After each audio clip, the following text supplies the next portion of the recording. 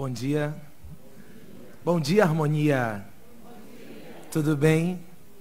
Como estamos de feriado? No melhor lugar, não é? Que é o aqui. E no melhor momento, que é o agora. Não é? E na companhia de Jesus. O Evangelho tem esse convite, né? A atividade da manhã de sábado tem esse convite. Vamos ficar um tempinho com Jesus. Isso é o convite mais especial de todos. E a nossa reflexão hoje é sobre os infortúnios ocultos. A leitura já nos ajuda bastante. E eu queria que nós começássemos essa reflexão fazendo um exercício mental. Eu queria que você desse conta agora do momento em que você acordou, hoje pela manhã, e das pessoas que você encontrou desde que acordou. Na sua casa, no seu quarto, se havia, eu estou falando das pessoas encarnadas agora, tá? No seu quarto, se havia alguém com você, se você cumprimentou alguém quando saiu do seu quarto, se você tomou café com alguém, se você veio com alguém no transporte, se você viu alguém na rua, quando você entrou aqui na fundação, quem você viu primeiro? Quando você passou pela cantina ou não sei. Foi ao sanitário, não sei. Foi pegar lá a sua ficha para fluidoterapia. Quando você entrou aqui no auditório, se você viu alguém. Eu queria que agora discretamente você movimentasse o seu olhar para ver estas pessoas que estão do seu lado. Dá para fazer isso agora? Isso. Dá uma olhada nessas pessoas que talvez você conheça, talvez você não conheça. E aí, olhando para essas pessoas, nós podemos começar nos perguntando: o que será que elas trazem? Não é? O que será que acontece aí dentro dessas pessoas, desses universos, dessas obras-primas, dessas construções incríveis do Criador? O que será que se passa no oculto, no discreto, no silencioso? Move essas pessoas. O que será que traz essas pessoas aqui? Quem são essas pessoas? Porque é um risco grande, o risco que nós corremos de nós estarmos uns com os outros sem vermos uns aos outros. De estarmos uns com os outros sem enxergarmos uns aos outros. Naquilo que esses outros trazem, naquilo que esses outros são, naquilo que esses outros produzem. Porque convivendo uns com os outros, nós acabamos muitas vezes nos esquecendo do especial que há uns nos outros. E aí é um risco muito grande o que a gente corre. Quando eu chego, por exemplo, para essa nossa partilha, eu encontro Cecília na entrada do auditório.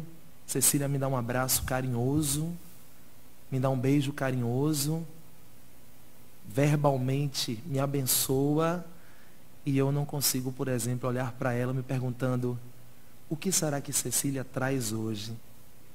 O que será que há com esta pessoa, Cecília, com este espírito que se chama Cecília, neste episódio de encarnação? A nossa conversa é sobre isso hoje. A conversa do Evangelho segundo o Espiritismo é sobre aquilo que está discretamente colocado nas nossas relações uns com os outros e das quais a gente não dá conta. E talvez a gente tenha saído de casa num sábado de pós-feriado para participar do Evangelho. Talvez tenhamos outras atividades depois do Evangelho, as aulas na ULI, por exemplo, e nós não estejamos dando conta do incrível que é estarmos com estas pessoas, vendo nelas aquilo que somos nós. Porque às vezes o nosso olhar, É um olhar que se ocupa muito daquilo que é grandioso. O Evangelho, a leitura começa muito assim hoje, não é? Ela diz assim: nas grandes calamidades, a caridade se manifesta e se vêem os impulsos generosos para reparar os desastres. A leitura de hoje coloca muito em tensão essas duas coisas. Aquilo que é da ordem do grandioso, aquilo que é da ordem do grande evento, e nós temos isso como cultura. Nós estamos encarnados num país que culturalmente se sensibiliza muito quando as grandes tragédias acontecem, que culturalmente traz à discussão coisas quando essas grandes tragédias acontecem. Nós somos tocados por um sentimento de caridade quando nós estamos diante de grandes tragédias. Nós somos sensibilizados quando nós estamos diante de grandes tragédias e de grandes acontecimentos. E o convite do Evangelho de hoje é um convite diferente. Não no sentido de dizer que nós temos de ficar indiferentes aos grandes acontecimentos. Mas o convite do Evangelho de hoje é um convite diferente. Olhemos para aquilo que a nossa tradução chama dos desastres particulares, mas olhemos para os nossos eventos particulares. Olhemos para a caridade discreta que nós fazemos enquanto os grandes acontecimentos não estão se realizando. Olhamos para a caridade discreta que fazemos quando temos a sensibilidade de olhar para o outro quando ele chega a nós e simplesmente dar conta de que naquele dia, naquele momento, naquele instante, este outro que está vivendo um desastre particular precisa simplesmente de que nós perguntemos: como você está? De que nós perguntemos: você quer um abraço? E de que nós nem perguntemos, mas nos antecipemos no sentido de perceber aquilo que os outros trazem. Porque nós estamos vivendo, todos nós, desastres particulares. Nós estamos vivendo, todos nós, dificuldades particulares. Nós estamos vivendo, todos nós, desafios particulares. E nós estamos encarnados para dar conta dessas experiências particulares. E nessas construções daquilo que é particular, nós somos exatamente chamados a olharmos uns para os outros como quem caminha junto. Eu me lembro, já que nós estamos falando do mestre, da pessoa mais importante dessa casa, eu sempre gosto de me lembrar disso quando eu estou nesta casa. Nós estávamos, eu conto isso quando posso, nós estávamos numa reunião preparatória, num encontro mediúnico, uma conversa preparatória da nossa Semana Espírita deste ano, né? E aí nós estávamos conversando sobre reservarmos cadeiras, né? Se haveria lugares no auditório para pessoas convidadas. E aí, no meio da conversa, uma fala muito importante, que para mim é muito importante, de Adenauer, quando ele, por exemplo, disse assim: a pessoa mais importante desta casa é Jesus. Nós concluímos uma coisa muito óbvia: se a pessoa mais importante desta casa, que é Jesus, não precisa de cadeira especial para sentar, ninguém precisa. E quando, por exemplo, ele disse aquilo: a pessoa mais importante desta casa é Jesus, mais uma vez, eu aqueci no meu coração a certeza de que esta casa é o melhor espaço para o exercício da minha caminhada, por exemplo. Mas não é sobre isso que a gente está falando hoje. É sobre Jesus. Eu me lembro de uma passagem que, né, as pessoas estavam pedindo para serem curadas.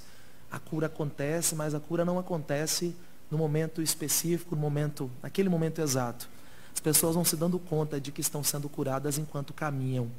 E quando eu me lembro dessa história, eu fico pensando na importância de nós percebermos que os nossos processos de cura, que os nossos processos de desobsessão, que os nossos processos de equilíbrio, que os nossos tratamentos vão se dando não por mágica, não no automático, não como que em algo instantâneo, mas vão se dando enquanto nós estamos caminhando. E nós estamos caminhando. Nós estamos caminhando uns com os outros. E enquanto nós estamos caminhando uns com os outros, nós vamos nos curando uns aos outros. nós vamos nos percebendo uns aos outros. Enquanto nós vamos dando conta dos nossos infortúnios ocultos, daquilo de que nós precisamos dar conta em nós mesmos, nós também vamos dando conta de que os outros, estas pessoas com as quais nós nos encontramos quando acordamos, estas pessoas com as quais nós tomamos café na manhã de hoje, estas pessoas que nós encontramos na cantina, estas pessoas que estão sentadas neste salão ao nosso lado, estas pessoas que estão conosco na internet, pela página do Facebook do Centro Espírita Harmonia, todas essas pessoas e nós mesmos temos infortúnios ocultos para dar conta. E é muito importante que a nossa caridade se exerça exatamente nessa compreensão de que nós estamos caminhando juntos. E que enquanto nós estamos caminhando juntos, as coisas vão acontecendo. Então o convite é, nós somos muito sensíveis aos grandes desastres. Nós somos muito sensíveis quando, por exemplo, alguma coisa acontece do ponto de vista, maior, mega, e nós vamos nos sensibilizando para doar, para fazer campanhas, para trocar as nossas páginas, as nossas fotos de perfil nas redes sociais, quando um grande acidente acontece, quando um grande massacre acontece, quando uma cena de violência coletiva acontece. Nós insistimos em dizer, e as redes sociais têm nos colocado diante disso, somos todos alguma coisa. Hashtag somos todos alguma coisa. E aí nós colocamos a camisa do time, nós colocamos as cores da bandeira, nós fazemos prece, nós nos solidarizamos com quem está em outros espaços. Excelente, ótimo, incrível, maravilhoso. Mas enquanto caminhamos nos nossos desastres cotidianos, nós somos todos os da nossa casa, nós somos, hashtag, somos todos o familiar mal-humorado, infeliz, que tem atrapalhado a nossa evolução, que tem nos tentado dentro de casa e nos impedido de caminhar na espiritualização que a gente constrói quando termina a prece que fazemos. Somos todos. Esse é um convite do Evangelho segundo o Espiritismo para hoje. E é um convite absolutamente contemporâneo do nosso tempo, porque nós estamos refletindo sobre que vossa mão esquerda não saiba o que dá a vossa mão direita, numa sociedade que tem espetacularizado tudo, numa sociedade que tem espetacularizado rotina, numa sociedade que não admite anonimato, todo mundo é um pouco famoso, todo mundo é um pouco celebridade em sua rede social, todo mundo é visto em tudo aquilo que faz. E o convite do Evangelho de hoje é, vamos olhar para o discreto, para o silencioso, para o oculto, para o que acontece enquanto ninguém está vendo, para aquilo que a gente não publica. E a reflexão do Evangelho segundo o Espiritismo trouxe uma narrativa, trouxe uma história, E é bom a gente refletir com as histórias, com as narrativas. A história de uma mulher que, com um ar distinto, de roupa simples, mas bem cuidada, seguida de uma jovem também vestida modestamente, essa mulher que vai cuidar discretamente. A narrativa não traz grandes novidades, nós estamos acostumados a ver essas histórias de gente que cuida do outro discretamente, de gente que cuida do outro sem alarde, de gente que cuida do outro sem se publicar. Mas eu queria destacar algumas coisas dessa narrativa, porque eu acho que essas coisas nos ajudam nessa conversa que nós estamos tendo hoje. A compreensão, por exemplo, de que na história que é contada, a compreensão, por exemplo, de que há desastres que nós não percebemos, cotidianos. Há desastres dos quais nós não damos conta. Há colegas que estão nas nossas salas, na ULI, que chegam às vezes um pouco mais abatidos, e a gente não dá conta, porque a gente está muito acelerado, porque a gente precisa dar conta da nossa autotransformação, da nossa reforma íntima. A gente precisa dar conta do nosso tratamento. Enquanto a gente precisa dar conta da gente, existem tantas outras pessoas ao nosso lado, convivendo suas tragédias particulares, e o convite deste Evangelho é que nós percebamos isso, é que nós enxerguemos isso, é que nós demos conta disso. E aí, uma coisa muito importante que tem a ver com essa narrativa, com a história dessa mulher, é que ela sabe descobrir sem esperar que peçam assistência. Sabe descobrir que alguém precisa de um abraço sem que o outro peça um abraço. Sabem descobrir que o outro precisa de silêncio sem que esse outro peça silêncio. E quando eu comecei a nossa reflexão pedindo que a gente olhasse para as pessoas com as quais nós convivemos na manhã de hoje, era um pouco isso. Nós estamos esperando que os outros nos digam, nós estamos esperando que os outros peçam, nós estamos esperando que os outros falem. E o convite do Evangelho, que é um convite radical, que é um convite para quem quer se comprometer, que é um convite para quem quer se desinstalar de seu lugar de conforto, será que a gente não consegue exercitar, pelo menos hoje, só neste dia, a percepção de que alguém pode estar pedindo aquilo que eu posso dar, sem que diga? Bonito que na história da descrição dessa senhora, né, a referência começa exatamente assim. Nós já fizemos essa leitura, né? Nas grandes calamidades a caridade se manifesta e se veem os impulsos generosos para reparar os desastres. Mas ao lado desses grandes desastres existem milhares de desastres particulares que passam despercebidos. Pessoas que jazem num colchão de palha sem se queixarem. Esses são os infortúnios discretos e ocultos que a verdadeira generosidade sabe descobrir, sem esperar que eles venham pedir assistência. Que convite radical. Que convite desconfortável. Que convite incômodo. Imagine agora a gente ficar o tempo todo esquecendo do que nos diz respeito, porque nós temos um projeto encarnatório para dar conta, nós temos as nossas questões para dar conta, nós temos um processo de autotransformação para dar conta, nós temos um autodescobrimento para dar conta, nós temos a compreensão de que nós somos espíritos imortais para dar conta, e a reflexão de hoje diz assim, olha, a verdadeira generosidade sabe descobrir sem esperar que lhe venham pedir assistência. Que desafiador. E aí estão esses infortúnios ocultos. E aí estão, porque a diferença que se faz nesse momento do Evangelho segundo o Espiritismo, nós estamos conversando sobre generosidade, nós estamos conversando sobre caridade, nós estamos conversando sobre que a vossa mão esquerda não saiba o que dá a vossa direita. Nós refletimos muito sobre caridade na seara espírita, porque nós aprendemos na seara espírita que fora da caridade não há salvação. Nós estamos o tempo todo conversando sobre isso, mas esta é uma proposta de caridade para nós. Esta é uma proposta. Este é um convite. Às vezes as pessoas só precisam que a gente diga que a gente está aqui, que a gente está vendo. Aliás, às vezes a gente só precisa disso, né? Às vezes a gente só precisa disso. Às vezes a gente só precisa chegar no centro e encontrar alguém que nos receba sorrindo e perguntando como está você, como foi a sua semana. Às vezes a gente vem por isso.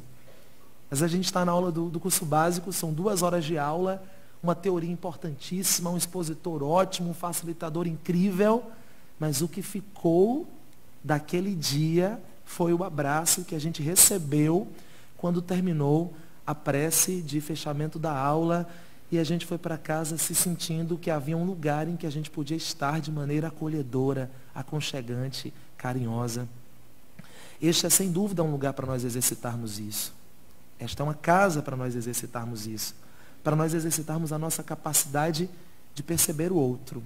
E de perceber o outro, e aprendendo isso aqui, enquanto nós nos irmanamos, enquanto nós estamos sob a vibração, sob a energia, para que nós possamos exercitar isso em nosso cotidiano.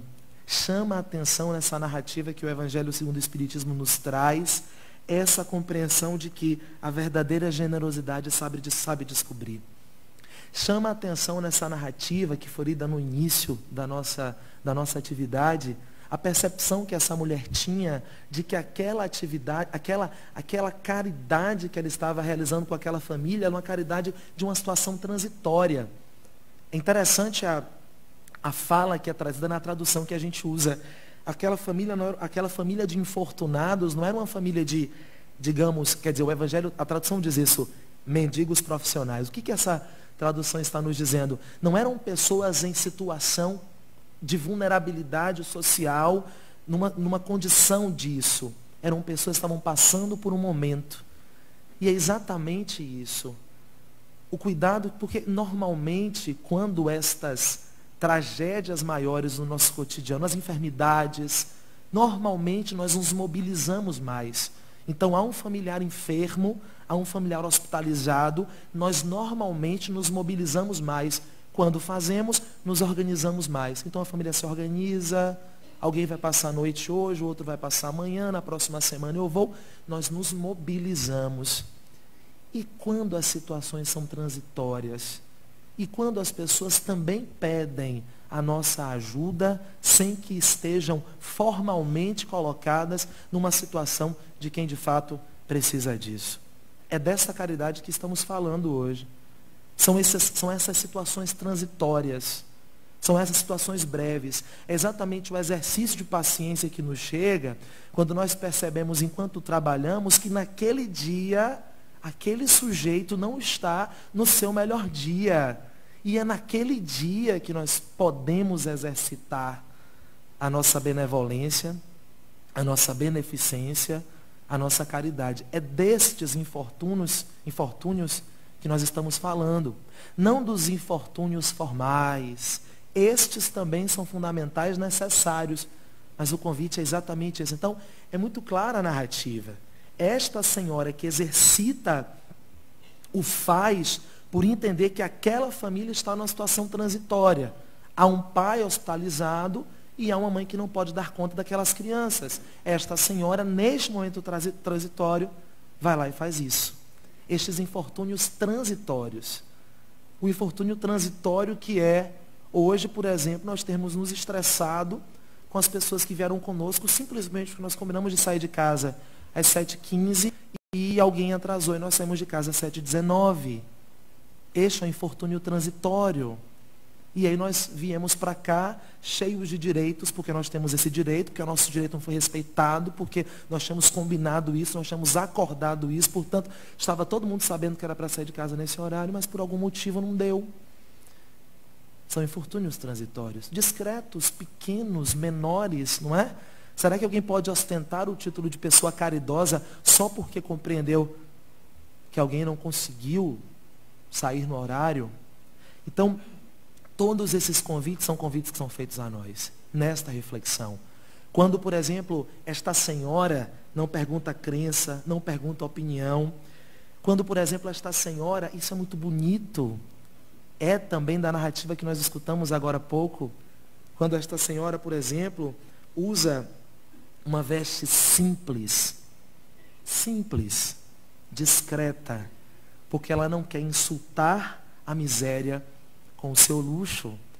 Quando a gente tem cuidado de não tocar em certos assuntos, quando a gente tem cuidado de não fazer certas referências, porque a gente entende que aquilo mexe com o nosso interlocutor, quando a gente tem cuidado com aquilo que a gente diz, é claro que a gente está aprendendo na vida que o que o outro pensa é responsabilidade do outro, que como o outro interpreta é problema do outro. Mas olha o convite, esta senhora que se veste de maneira discreta, porque ela não quer que com a sua veste, aquela pessoa que é atendida por sua caridade em situação de vulnerabilidade, seja, por exemplo, ferida, seja, por exemplo, que bonito esse cuidado.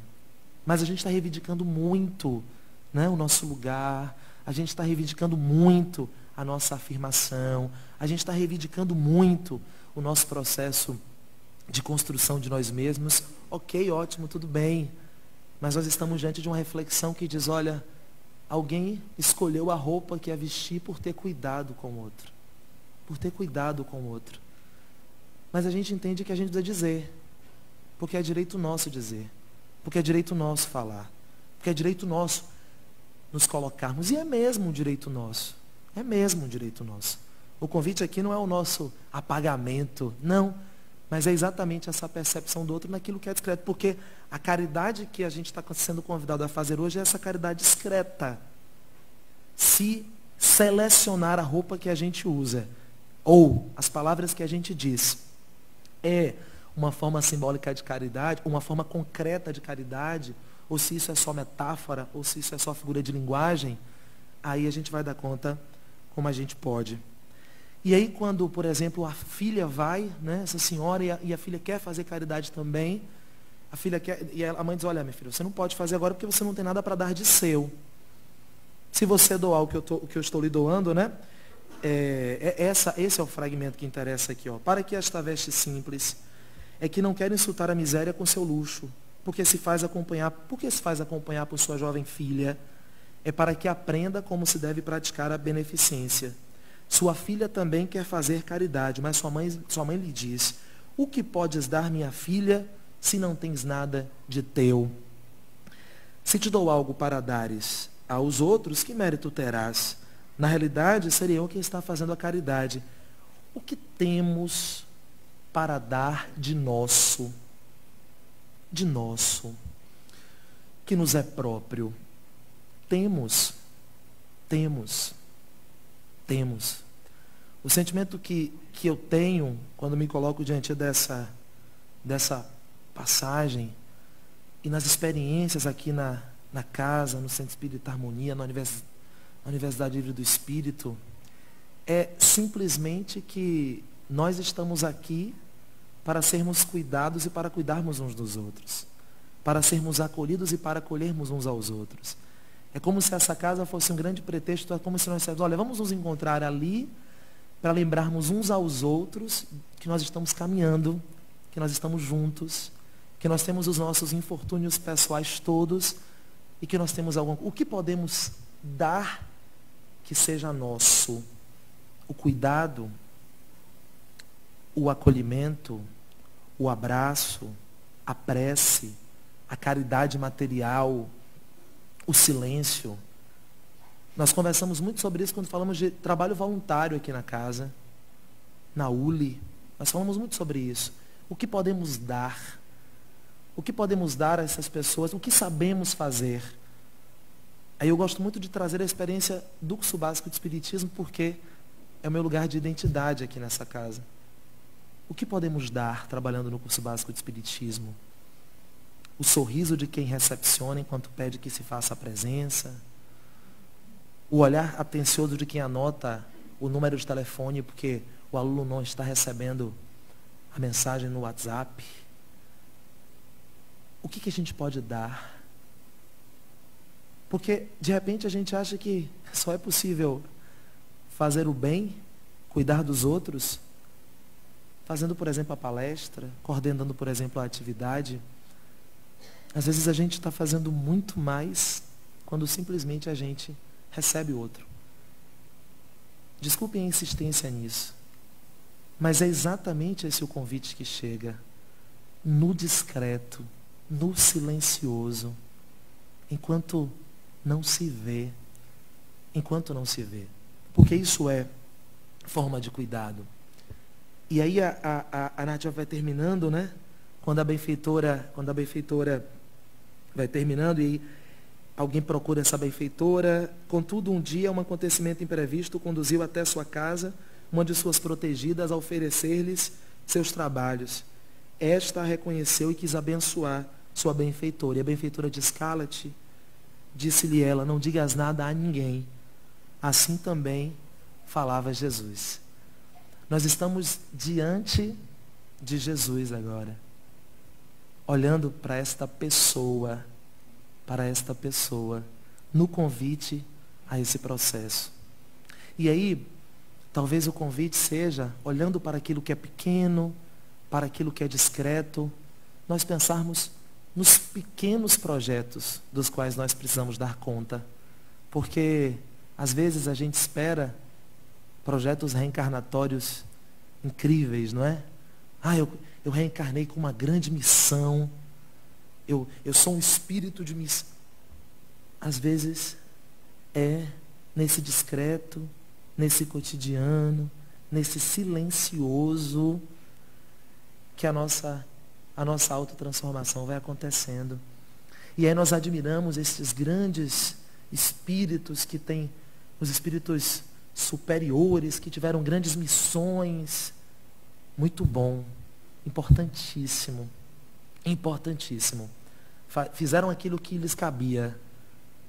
A nós, às vezes, nesses pequenos projetos, nesses projetos de quem está vivendo ainda nas provas e expiações, na regeneração, a gente tem até repensado essas coisas todas, mas esses termos, na verdade, esses pequenos projetos, esses projetos cotidianos, essas caridades cotidianas, esse é o convite. É muito forte nesse texto, muito forte, as palavras do campo do discreto, do oculto, do que ninguém vê, do silencioso. E aí, de vez em quando, a gente fica querendo uma vida incrível, e o século XXI tem nos convidado a isso, né, em seus apelos todos. Todo mundo se performatiza em rede social como tendo uma vida incrível. E às vezes a gente fica olhando, admirando as vidas incríveis, as trajetórias incríveis que as pessoas têm. Mas o convite nem é esse. É para esse cotidiano. É para esse caminho discreto. Para esses infortúnios discretos. Para essas tragédias ocultas. Mas também para esses benefícios e para essas maravilhas ocultas. Aí a gente é convidado simplesmente a fazer as coisas porque elas têm que ser feitas. A fazer as coisas por fazer. Existe um campo, né? Que é o campo semântico, na área de língua portuguesa.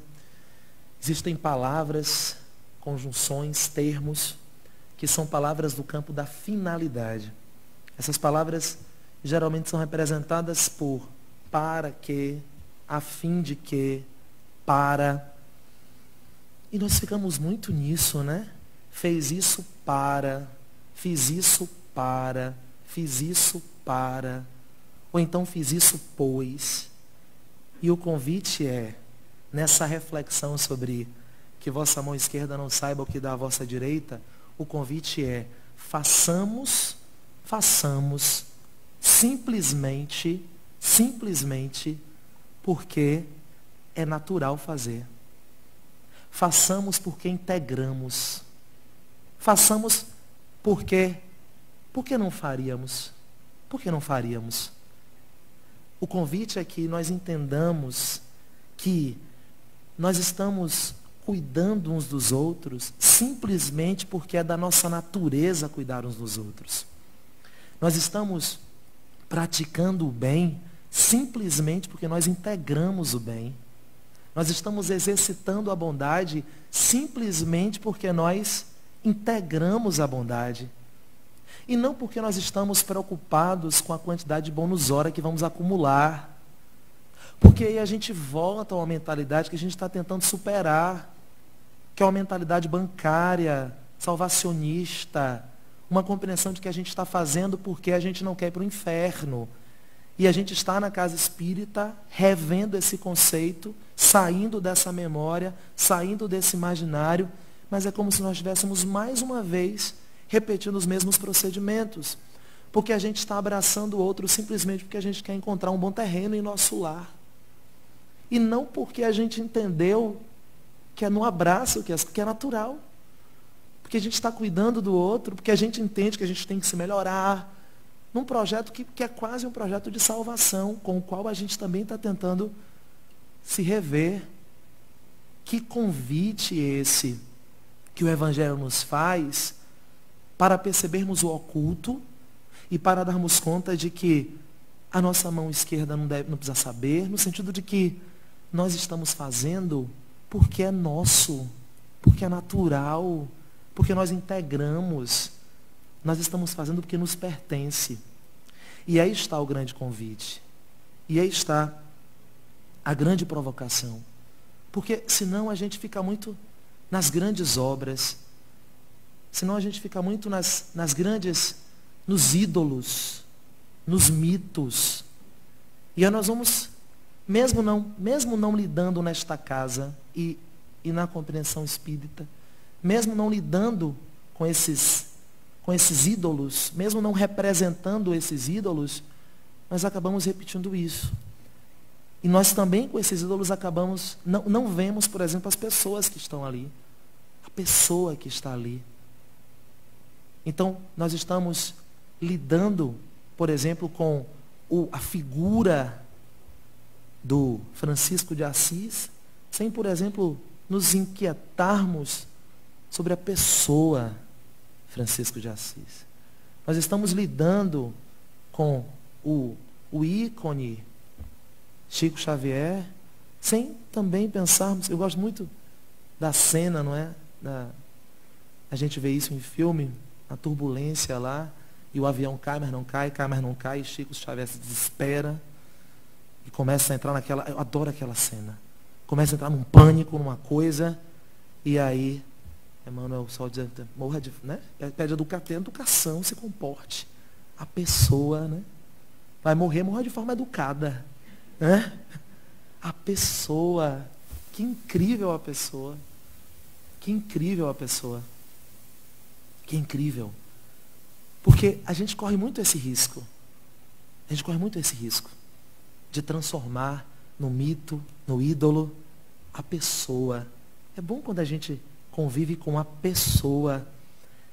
Me lembro, por exemplo, de uma cena, para mim é muito, muito forte, muito importante, assim. Nós estávamos numa reunião, preparando um seminário, estávamos